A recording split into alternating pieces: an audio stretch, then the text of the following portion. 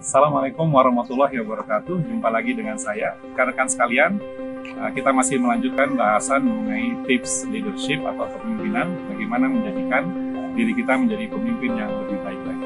Dalam kesempatan kali ini, kita akan membahas secara singkat saja mengenai bagaimana kita bisa menginspirasi dan memotivasi orang-orang yang bekerja bersama kita. Ya. Yang pertama, rekan-rekan sekalian, untuk menginspirasi dan memotivasi orang yang bekerja bersama kita adalah kita harus memiliki kepedulian ya, terhadap strength and weakness, ya, terhadap kekuatan dan kelemahan seseorang. Ya, petakan dulu, ya, tim kita ini, seseorang ini, di mana letak kekuatannya, dan kemudian yang kedua, di mana letak kelemahan-kelemahannya. Karena kalau kita tidak menunjukkan perhatian atau care terhadap kelebihan dan kelemahan seseorang, bagaimana kita akan memotivasi mereka. Ya. Dan di saat kita mengevaluasi atau menganalisa kekuatan dan kelemahan seseorang, maka di sini kita perlu bersikap objektif, ya. Jangan sampai kita menganggap bahwa orang ini jelek di dalam semua aspek kompetensinya, ya. Pasti ada hal-hal yang positif atau hal-hal yang kuat yang dilakukan oleh seseorang. Kemudian yang kedua adalah di dalam memotivasi atau menginspirasi orang, maka gunakanlah bahasa-bahasa positif. Jangan pernah menggunakan bahasa negatif. Bahasa positif itu misalkan, saya yakin Anda adalah orang yang memiliki potensi yang besar untuk berhasil. Saya yakin Anda mampu melakukan hal-hal yang saat ini belum Anda lakukan. Ya, kalau bahasa negatif, saya tidak yakin apakah Anda akan bisa melakukan hal ini atau tidak. Atau misalkan, saya sering melihat Anda gagal melakukan hal-hal yang saya inginkan. Jadi saya rasa Anda tidak punya potensi untuk sukses. Nah, kalimat-kalimat negatif seperti ini, kalau dipakai dalam motivasi orang, itu bukan justru memotivasi orang, itu akan mendemotivasi orang. Ya, maka kita harus menghindari bahasa-bahasa negatif. Lebih banyak menggunakan bahasa-bahasa positif di dalam menginspirasi dan memotivasi orang.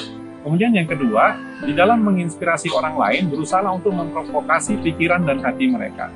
Ya, gunakan bahasa-bahasa logika, gunakan hal-hal yang secara akal sehat itu masuk akal, sehingga mereka bisa menerima presentasi atau pemaparan Anda.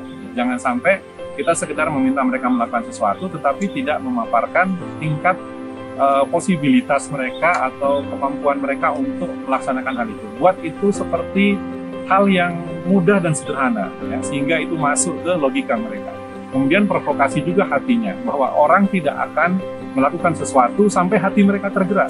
Jadi kalau hati mereka sudah tergerak, maka mereka mudah untuk melakukan apapun yang kita inginkan. Karena itu memang seorang inspirator, seorang pemimpin yang berusaha menginspirasi orang, maka dia akan berusaha untuk memprovokasi hati orang lain agar bergerak melakukan sesuatu.